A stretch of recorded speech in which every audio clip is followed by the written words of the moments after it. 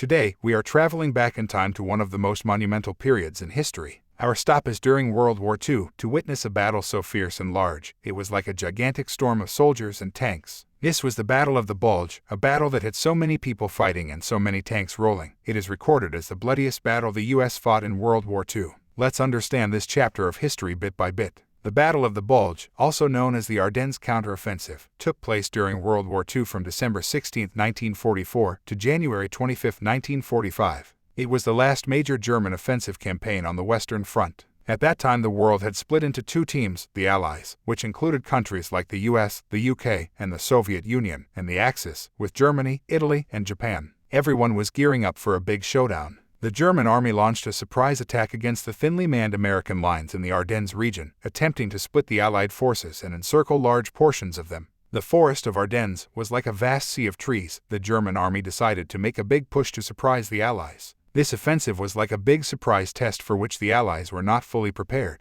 The Germans brought in a lot of soldiers and tanks, trying to sneak through the dense forest to catch the Allies off guard. Initially, the German forces made significant gains, creating a bulge in the Allied lines. The surprise and the intensity of the offensive allowed the German forces to overwhelm the first line of Allied defenses. The Allies quickly moved to reinforce the threatened sectors, with units like the 101st Airborne Division being sent to critical points, such as Bastogne. Allied forces, notably the 101st Airborne Division, put up stubborn resistance in Bastogne, refusing to surrender even when surrounded and outnumbered. As the weather cleared, the Allies were able to employ their air superiority to carry out reconnaissance missions and bombard German positions and supply lines. By late December, the Allies had managed to stabilize the front and began launching counterattacks. The Allies had superior logistical capabilities and could replace their losses more quickly than the Germans, which was a decisive factor in the battle, turning the tide. On December 26, units of the 4th Armored Division broke through the German encirclement of Bastogne, relieving the besieged forces there. The German advance eventually slowed, partly due to logistical issues, including critical fuel shortages, which hampered their ability to maintain the offensive.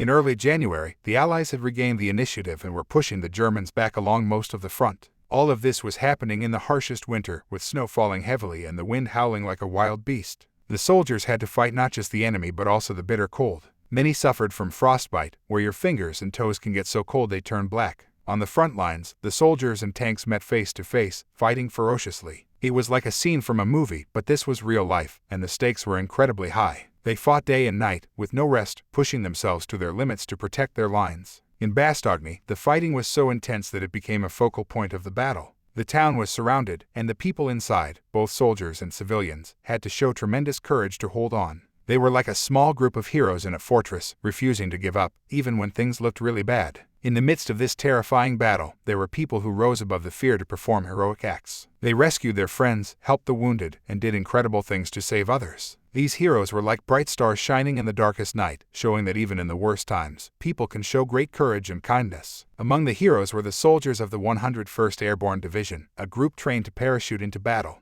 These brave men were thrown into the fierce fight, holding their ground and protecting important places like Bastogne. They were like a wall, refusing to let the enemy pass. When the battle finally came to an end, the landscape looked like a scene from a disaster movie. The beautiful forest was damaged, and many places were ruined. It was a time to mourn the lost and to take care of the wounded. Everyone was exhausted, but they knew they had fought bravely. After many days of relentless fighting, the Allies managed to push back the German forces. It was a victory, but it came at a huge cost. It was like winning the hardest game ever, but losing many of your teammates in the process. So many people were hurt or lost their lives in this battle. Families were torn apart, and friends were lost. It was a sad time, with many people mourning those who had died. It was important to remember them and to honor their sacrifice. This battle was like a turning point in the story of World War II. It showed that the Allies were strong and could stand up to the Axis powers. It gave them the momentum to keep fighting and to eventually win the war. The Battle of the Bulge was a time of fierce fighting, courage, and tremendous sacrifice. It was a chapter in history that showed the best and the worst of what people can do.